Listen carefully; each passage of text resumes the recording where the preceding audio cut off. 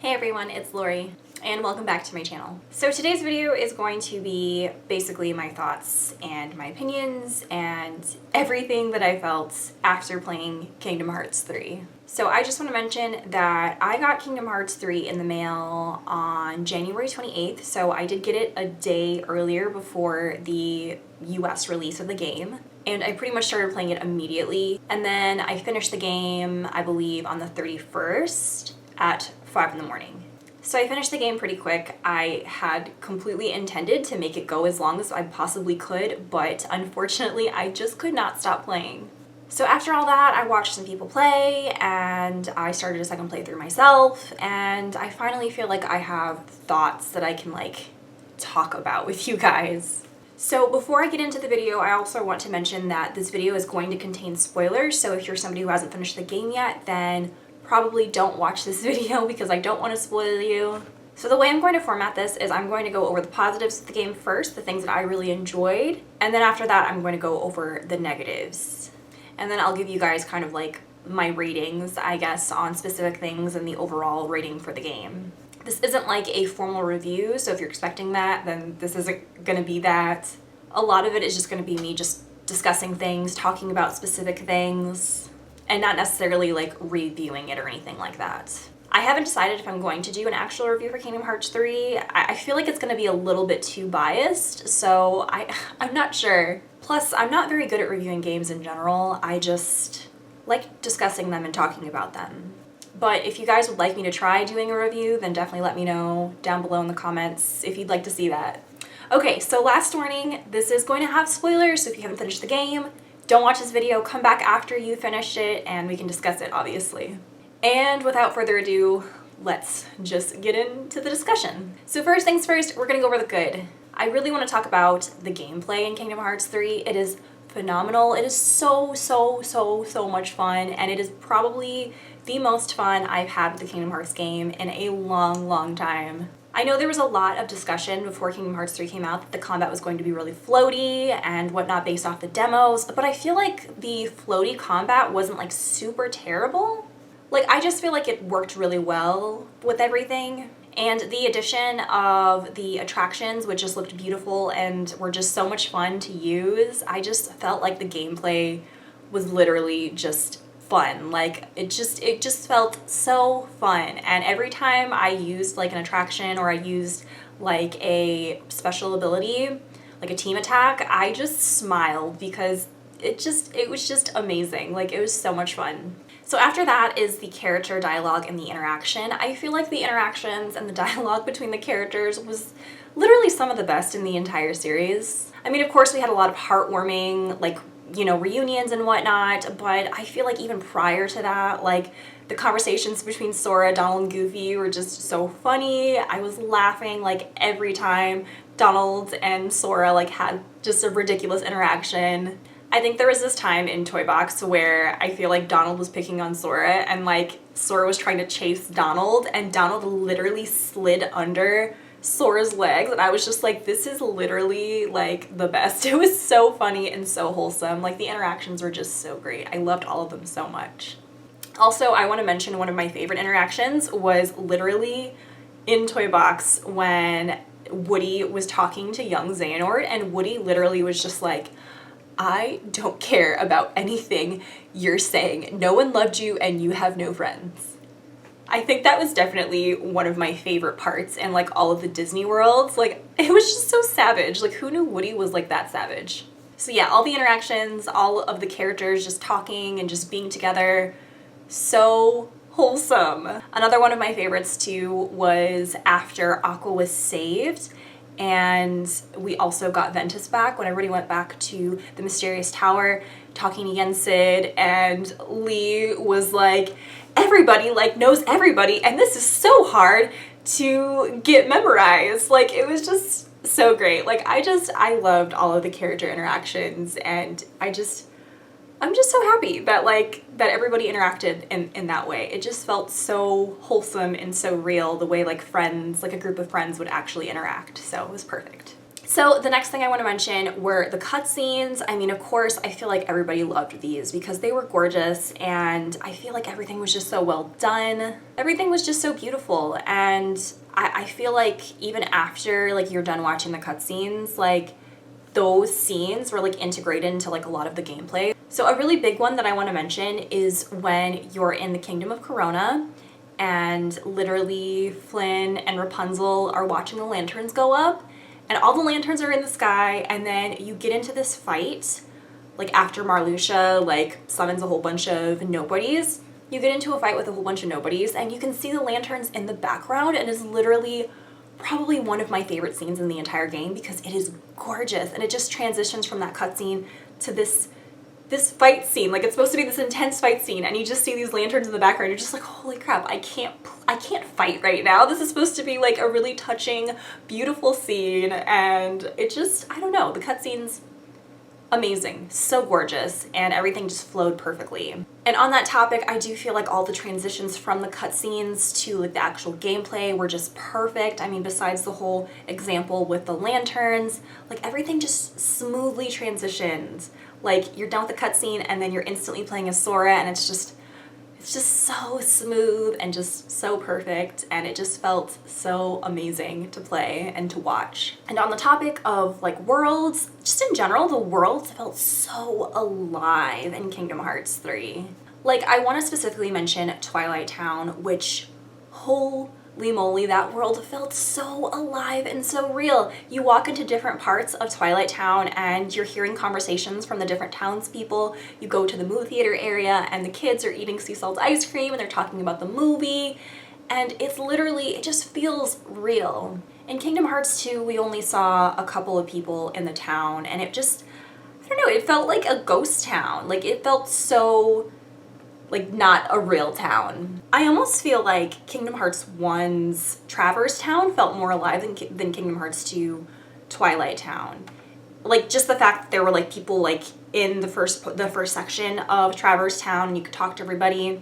But honestly, Twilight Town and Kingdom Hearts 3 literally felt like a real town. It was so alive. People were doing different things, watching movies, over here talking about the bistro, and it just felt really, really great. Besides Twilight Town, also my favorite world, like in general, where it also felt super, super alive, was Kingdom of Corona. So the next thing I want to talk about is the game in general just really, really rewarded fans, like lifelong fans of the series. And even if you're somebody who's not a lifelong fan, I feel like if you've been a fan for a good amount and you've done your research on lore, and you know these characters, you know this plot, you're going to feel incredibly rewarded. Because honestly, there was so much from all of the games. Every single game was mentioned or represented in Kingdom Hearts 3, which I was honestly incredibly surprised about. Specifically surprised about the fact that Kingdom Hearts Union Cross was so integrated in this game, especially the ending part of the game.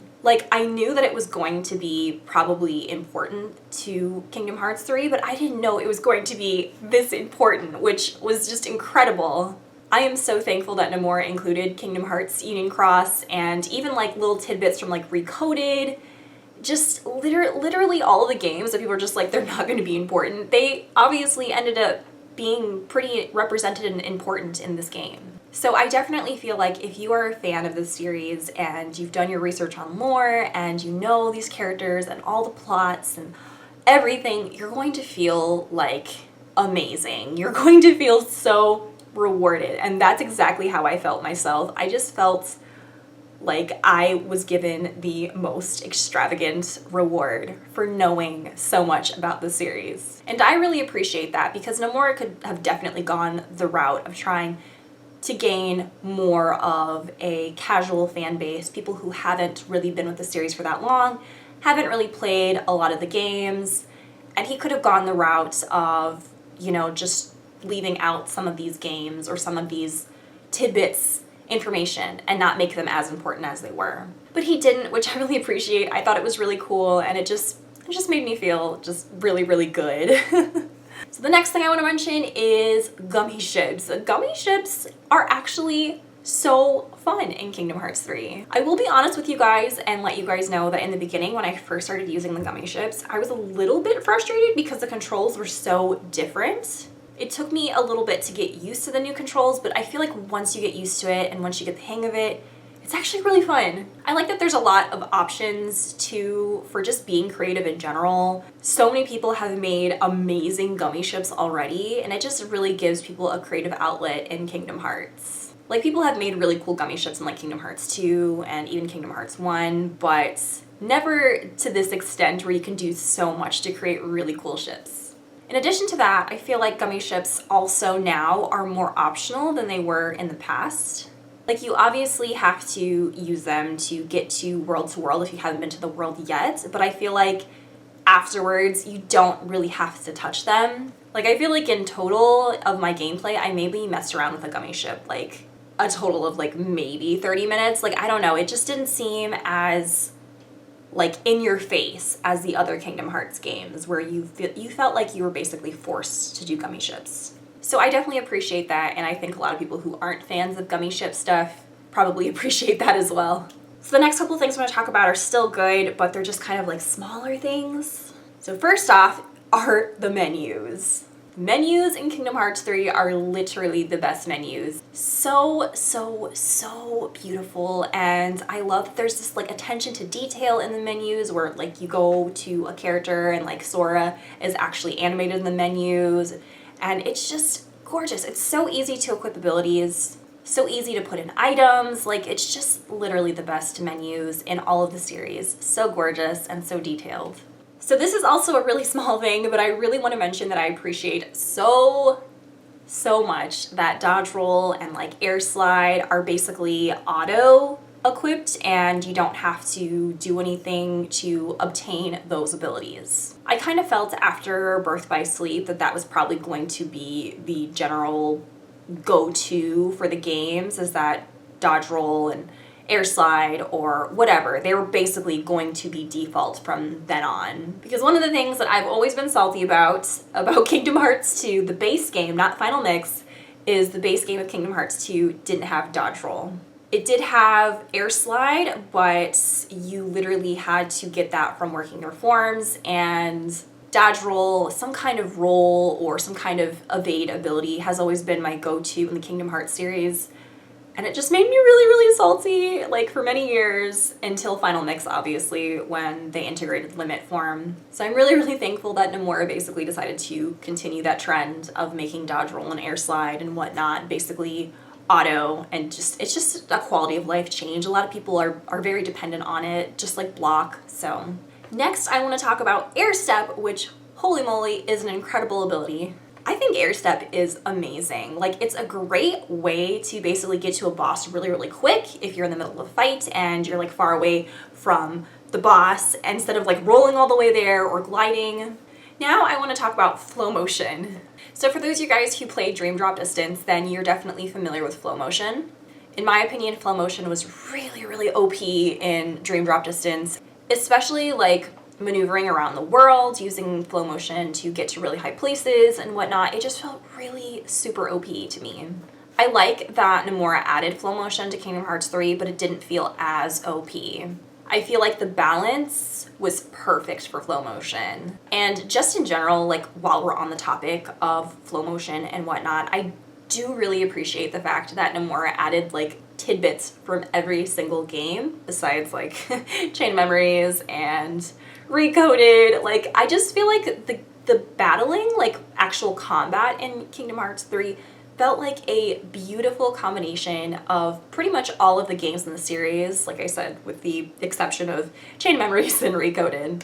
Like, everything just felt perfect, like just a culmination of this entire series into this really just beautiful and fun combat. And there was just a little bit of everything that we've loved, like all of the combat that we've loved. So flow motion was great. I'm glad that it was added into Kingdom Hearts 3.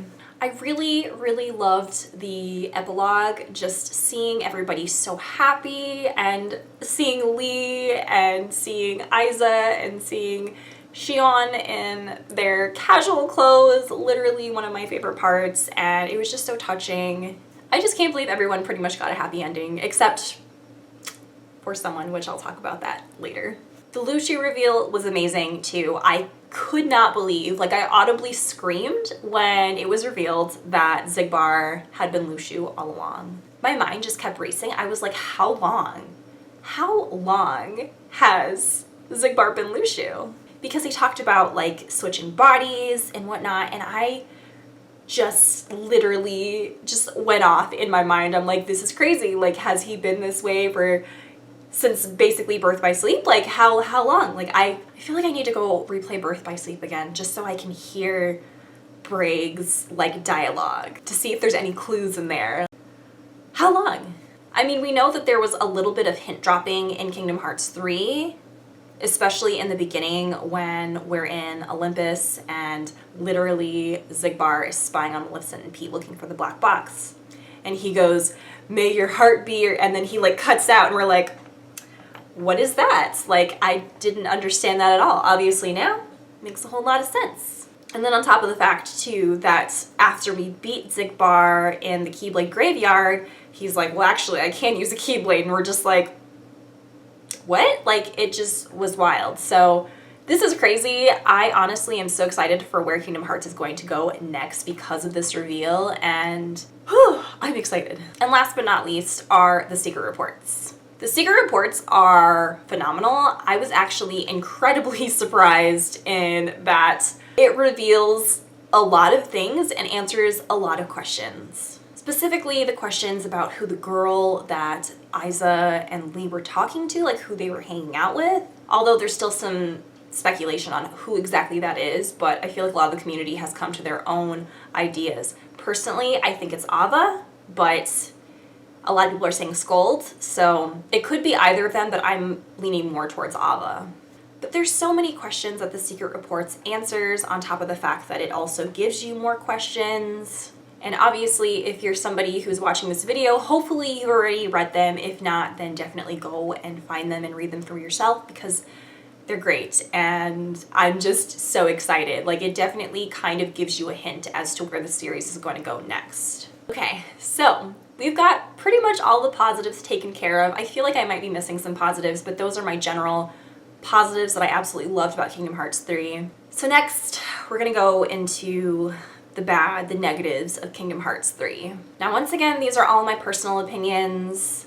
If you obviously don't agree, then that's totally fine. But this is just kind of how I felt after beating the game and spending time really just thinking about everything. So let's go, let's get into it. So the very first thing I want to talk about is the characters. Specifically, I want to discuss Riku, Kyrie, Aqua, and Naminé. So we'll start with Riku first.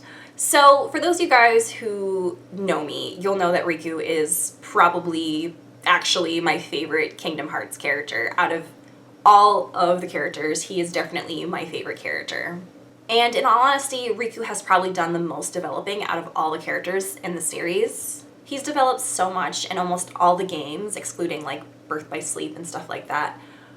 But I was really upset with how he was portrayed in Kingdom Hearts 3. And a lot of it, for me, feels like maybe they were just trying to put him like on the back burner because he has done so much developing and we needed Sora to do some developing. But a lot of the times Riku felt like he was devoid of emotion. And I just don't understand that because I feel like at this point Riku should have so much emotion in regards to Sora, especially after Dream Drop Distance. He kind of felt like lifeless and just like emotionally like not there.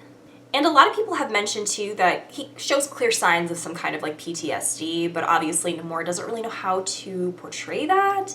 So instead he comes off feeling just really lifeless. A really big example of this is at the end of the game when Kyrie literally dies and Riku is like, okay. I don't know, he just didn't have a whole lot of emotion there. And it's like, Kyrie's one of your best friends too. Like, I understand that Sora's your best friend, but you also grew up with Kyrie. Like, there was just nothing there. And then at the very end, the epilogue, when Sora's like, I'm gonna go and retrieve Kyrie, and Mickey's like, don't do it, you can't be doing this. But Riku's just like, he needs to do this. it just felt so like lifeless. And I understand that he was being a supportive friend, but I feel like he, at the same time, would be like, he needs to do this, but like have more emotion about it. I don't know, like I might not see my best friend again, especially given the information that we know about what happened in Dream Drop Distance and all of that. Like I just feel like he would have more emotion. Next, I want to talk about Kyrie. Whew. So I've had a love-hate relationship with Kyrie since I was 13 years old. I just don't know what it is, but I find myself really loving Kyrie and then all of a sudden really just not liking her and then trying to love her again and then just not liking her. Because I feel like the entire time that she has been a character, it's almost felt like she's just been a damsel in distress.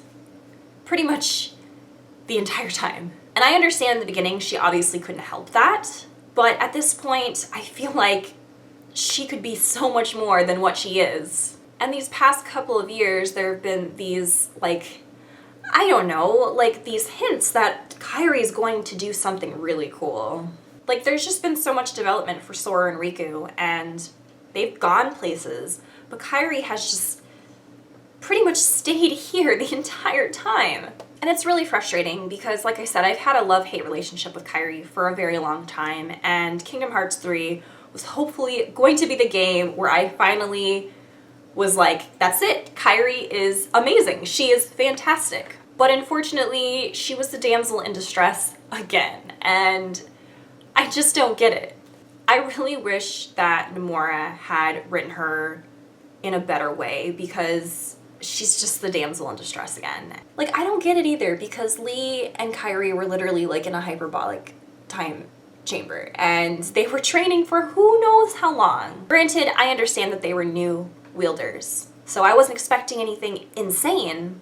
I just expected her to do something, like to try. Like literally Xemnas grabbed her and she just sat there. I'm just disappointed in general about Kyrie as a character. In addition to that, like I just feel like it was such a missed opportunity to play as her. So many people in the fandom really wanted to be able to play as Kyrie. We've been able to play as Sora, we've been able to play as Riku. Why can't we play as Kyrie? Like that whole scene in the Keyblade Graveyard where there was a whole bunch of nobodies and heartless and everybody was just doing their own thing, fighting on their own. It wasn't a huge threat. Like I feel like that would have been the perfect opportunity for us to be able to choose who we fight as. Do you want to fight as Ven? Do you want to fight as Kyrie? Do you want to fight as Lee, Riku? And then that also would have added some great replay value because then at that point people want to see how other characters play. So I just feel like there were missed opportunities to actually play as some of these characters that we've been like really wanting to play as, like Kyrie, like Lee. I mean, I would have loved to play as Aqua more than once, but we only got to play as Aqua once, and I loved the entire time, but I was like, can we do it again? Like, can I play as Aqua again? I just love playing as Aqua. Also Riku, I love playing as Riku too, and we only got to play Riku a couple of times, and the one time that we played as Riku, I mean, he got his butt kicked, so on the topic of Aqua. I feel like Aqua was used as a plot device for Ventus. I'm just incredibly disappointed with how Aqua went in general in that particular scene. Like, Aqua's defeated Vanitas, I don't even know how many times. Several times. And I guess I don't understand how Vanitas could be stronger at that point. I mean, I guess there is the discussion that she was in the realm of darkness, dark worlds, and she was probably weak. But still, I feel like that whole situation was just wonky. I was hoping that Ven would wake up in a different way and not have Aqua be defeated, almost killed, and then Ven's just like, let me get up. Like, I don't know. I'm frustrated that Aqua was used like that. And it may not be a big deal to like a lot of people, but I guess it just frustrates me that I feel like a lot of the women in Kingdom Hearts are basically used to further the plots of the male counterparts. Like Kyrie being used as a damsel in distress and being killed by Xehanort so Sora could do the thing. Aqua being defeated and almost killed so Ven can wake up. And then don't even get me started on Naminé. Like, I'm so disappointed with Naminé. Like, Naminé is on the cover. She's on the cover. And she was in the game for like, I don't even know, a minute? 2 minutes? And it wasn't even like in the main game, it was in the ending. We didn't even get to see Naminé at all until the end of the game. And what was weird to me is that Naminé and Roxas didn't even interact. Roxas was like, don't know her. But if you played Kingdom Hearts 2, then you know that Roxas and Naminé have this kind of bond. And they literally didn't even like look at each other. I don't know. That was so upsetting to me because I was really expecting some kind of really cool reunion between Naminé and Roxas. So I don't know. Those were the characters where I feel like Nomura didn't really do them justice. So the next thing I want to talk about is the Keyblade Graveyard, and this is kind of a mix between good and bad. I really enjoyed majority of the Keyblade Graveyard. Like, all the fights with the organization members and having their little speech, like, literally felt like they were all just saying goodbye. Like, we, as the player, got to say goodbye to all these villains that we've been with for all these years, and we finally get to say goodbye to them. And I will mention the fight with young Xehanort, with Xemnas and Ansem. I actually started tearing up. I mean, I was crying, like, pretty much the last 6 hours of the game. But during that fight, I was surprised to find that I was tearing up saying goodbye to Ansem specifically. Because he was like, you gotta move on, Sora. And I'm like, don't tell me to move on. And mainly because Ansem is just iconic because he was the first villain in the Kingdom Hearts series. And he's just been here all of these games, all of these years. And we finally say goodbye to him. So I really enjoyed so much of the Keyblade Graveyard, specifically fighting all of these iconic villains, getting these trios back together, all of the trio scenes, sobbing, just a mess. Literally loved all of the reunions. But I think what I wasn't a fan of is the fact that the Keyblade Graveyard felt so small. Like, it actually felt smaller than Birth by Sleep's Keyblade Graveyard. And I understand, too, that it didn't really need to be big, considering we just went there for pretty much one purpose, but I was hoping to explore it just a little bit, especially given the fact that Birth by Sleep's Keyblade Graveyard was much larger than Kingdom Hearts 3's Keyblade Graveyard. At least that's what it felt like to me.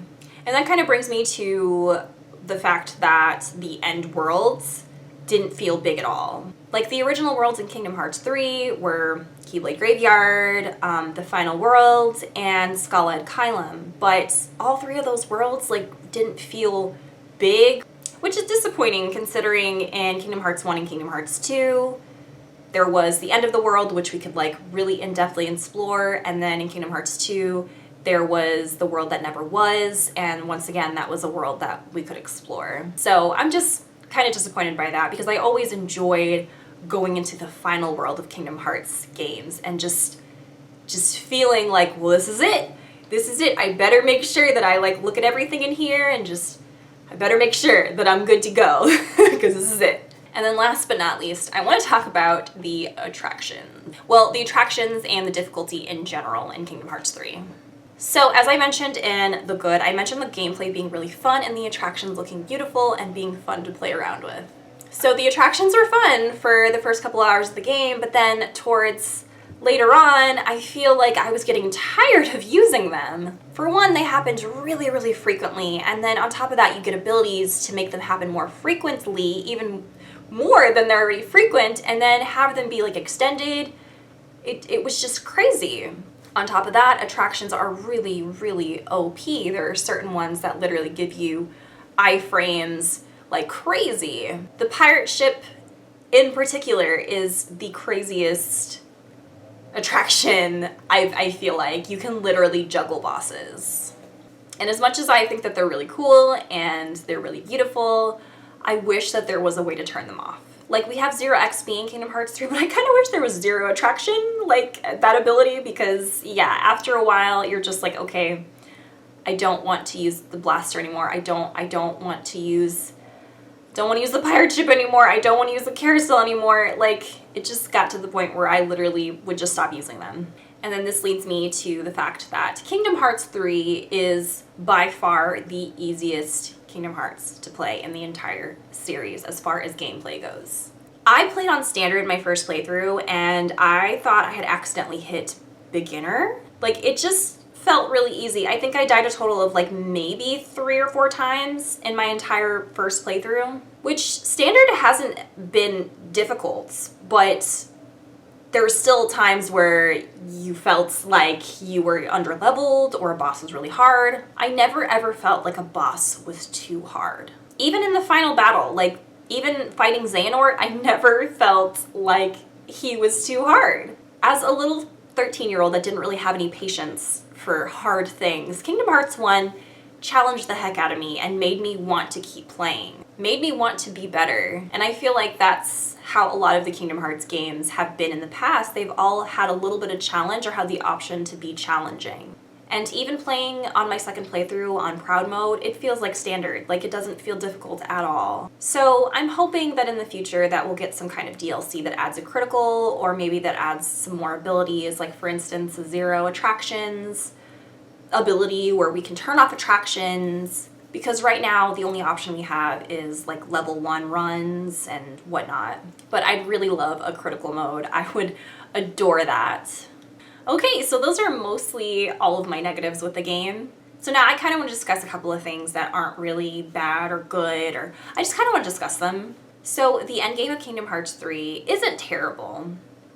I feel like for a base game, like a base Kingdom Hearts game, it's fine. We have the mini games with the flans that are fun, but very easy, like if you're trying to get the trophy. Like I finished that within like 30 minutes. It was super easy. And then we have crafting the ultimate weapon, which I also heard isn't super, super hard, which I'm kind of upset about. I keep wanting like to go back to the era of Kingdom Hearts 1 Ultima Keyblade. That was literally a wild ride to craft that. And I feel like we haven't had that again, but it's okay. I love the ultimate weapon, so I'm really happy that it's there again. But I'm just hoping that in the future that we do get some DLC that kind of expands the end game, because the base Kingdom Hearts 1 and Kingdom Hearts 2 also didn't really have an extensive end game. They never really have had that until their final mix iterations. So I definitely feel like there's a potential there for us to get like maybe data fights, or even to expand on certain characters' story that we didn't really like see, like for instance more on Naminé. Stuff like that. I'm also hoping for the ability to just have our library of Keyblades from the past. A lot of people mentioned that they're kind of upset that Oathkeeper and Oblivion aren't available for us to utilize. But my argument to that is that literally Roxas is using them. Those are pretty much his Keyblades now. Like ever since Roxas came into the picture, I feel like those have literally been his Keyblades. Not that we can't use them, but it just makes sense that we wouldn't also be able to use them when they're clearly, at this point, they're Roxas's Keyblades, like his iconic 2 Keyblades that he's been using. But in any case, I still hope that in DLC that we get some kind of like library of like old Keyblades that we can use, that we can also level up. So now I want to discuss the ending, like the epilogue and the secret movie. So I was really happy with the epilogue. I was happy where it went. And I was happy that mostly everybody got happy endings. Obviously, I was devastated to find that Sora was probably not there at all. I mean, I don't know who wasn't devastated about that, but I was devastated. I feel like watching the ending and then also the secret movie definitely made me feel better. I don't feel like the ending was bad too, because I know a lot of people are just like, oh, that ending was bad, but I actually really enjoyed it and it made sense throughout the game. Literally, Sora was getting warnings to not use the power of waking in the way that he was using it. And he just kept going. Like, he was literally like, I'm just going to retrieve everyone's hearts, even though I'm not supposed to. I've been warned to not do this, but I'm going to keep doing it. So I feel like that whole situation was definitely, like, not surprising in the least. I mean, it was surprising, obviously, but I'm not surprised that he obviously sacrificed himself, probably, to get Kyrie back. I feel like the secret episode is wild. So my thoughts personally on the secret ending, I feel like the way that we're going, we're definitely going to be focusing more on the foretellers and the Master of Masters. I feel like this next saga is definitely going to be about them, the fact that they're back, and like the Master of Masters' intentions. There's obviously more time travel involved. I definitely, like I mentioned before, recommend to read the secret reports because that goes more in depth on how the foretellers are back and even how the Master of Masters is probably back. But the fact that Sora woke up in what looks like to be Shibuya, I definitely think that it's probably the world ends with you. It's going to come into play in the next game or whatever, the next iteration. Some people say it's going to be DLC. Some people say it's going to be the next game. I feel like the world ends with you is definitely going to come into play. In addition to that, I also feel like Nomura is just being petty because of Final Fantasy Versus. Like, is he going to create Versus in Kingdom Hearts, or is he making an entirely new game? Like, I don't know, but it definitely reminds me of Versus. And for those of you guys who don't know, Nomura was working on Final Fantasy Versus, but he essentially got booted off the team, so he's obviously still a little bit salty about that, or something. I kind of thought it was weird when they showed the whole advertisement for VM Rex and Toy Box, and it was just so extensive. I was like, they really spent all this money making this cinematic for Toy Box. It looks really good, like an actual game. So I definitely think the Master of Masters is the hooded figure doing the heart around the moon. Like, I feel like that's him, and he's back, and he's doing something. All right, so finally, I'm gonna give you guys like my overall ratings for things. The story, I'm gonna give it a 10 out of 10 because it answered so many of my questions and it just went places that I didn't expect them to go, but it was literally everything that I dreamed of. Like, Terra being inside the Guardian was literally my headcanon. I thought that ever since I had played Dream Drop Distance when Riku defeated Ansem and the Guardian was reaching towards Riku, I was like, what if it's Terra? What if it's Terra? Like, that was my headcanon and everyone thought I was crazy, but it's true. Like, so the story was incredible, definitely a 10 out of 10 for me. The gameplay was also really fun. It could have been a little bit more difficult, so I'm gonna give that one like a 7.5 to an 8. The soundtrack was gorgeous. A lot of people keep talking about how they reused tracks and stuff, but I feel like that was actually okay given the nature of it being a finale and then bringing back like iconic scenes, using nostalgia basically, because as I mentioned, this game is definitely 100% for fans. So I think reusing the soundtrack was definitely a good idea because they didn't just like flat out reuse tracks from like old games. They literally took them and then orchestrated them differently, remixed them, and what have you. Like, the music was incredible. I loved all the music so much. So definitely 10 out of 10 for the music, the soundtrack. I feel like overall Kingdom Hearts 3 was definitely like a 9.5 for me. Like, there's so much that I loved about it and I enjoyed my experience so much. It felt like a real grand finale. I honestly can't think of a game where I just felt the way that I did with Kingdom Hearts 3. It was like a roller coaster of emotions. I had fun.